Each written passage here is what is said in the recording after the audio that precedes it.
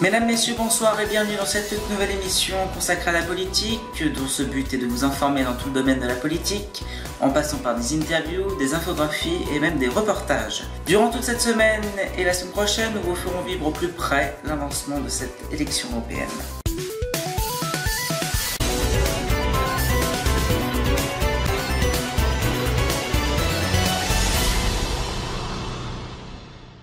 Les prochaines élections européennes se tiendront dans l'ensemble des États membres de l'Union entre le 23 et le 26 mai prochain. En France, elle aura lieu le dimanche 26 mai. Elle a lieu tous les 5 ans et elle permet aux citoyens de choisir leurs représentants au Parlement européen. Quels sont les modes de scrutin, où voter et quelles sont les nouveautés de ce scrutin 2019 ? Léon Patron vous répond. Les élections européennes approchent et sachez que l'Union européenne est constituée de 27 pays, 705 élus siègent au Parlement de Strasbourg, ils votent principalement les budgets et les lois. En ce qui concerne plus particulièrement ces élections, eh bien sachez qu'au Parlement, notre pays compte 74 sièges, chaque pays a son propre nombre de listes. En France, il y en a 34, c'est tout simplement du jamais vu. Chaque Français peut voter à condition d'être majeur et d'avoir une carte d'électeur valide. À noter que cette élection est désormais nationalisée, avant elle se faisait par région, et cette élection, eh bien, mobilise très peu, il y a beaucoup d'abstention. Sachez enfin qu'il y a 3 jours pour voter, du 23 au 26 mai. En France, ce sera le 26 mai. Chaque Français peut se présenter à ces élections. Ils doivent être éligibles dans leur pays d'origine, être âgés de plus de 18 ans et être résidents en France depuis au moins 6 mois. Nouveauté, cette année, la loi interdit le cumul d'un mandat d'eurodéputé avec une fonction exécutive locale comme être président de département ou de région. Au total, ce sont 2607 candidats qui se sont inscrits.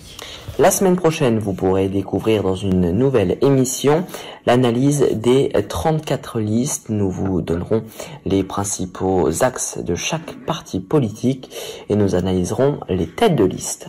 Faisons le point maintenant sur les traditionnels sondages et intentions des votes avec ce reportage signé Léon Patron. D'après un sondage d'il y a 3 jours, ELAB, La République En Marche et le MoDem sont en tête des intentions de vote avec un score de 23,5%. Il y a derrière le Rassemblement National, ex-Front National avec 22%, les Républicains 11% ou encore Europe Écologie et Verts 10%. Il y a également 73% qui se disent sûrs de leur choix pour ces prochaines élections européennes de voter LREM. On sait que d'après des récents sondages, les Français se décideront lors de leur vote et non plus avant.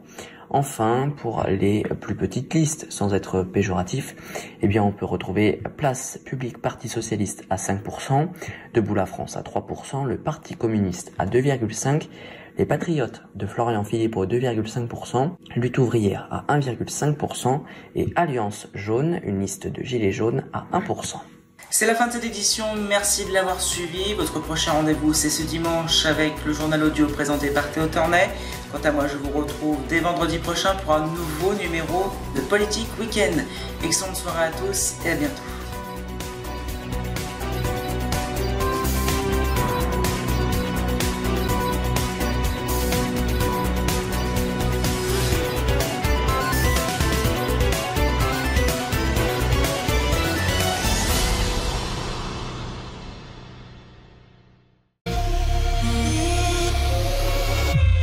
Je vous retrouve ce dimanche pour un résumé complet des dernières actualités françaises comme internationales dans le journal audio à 13h sur Francis Radio.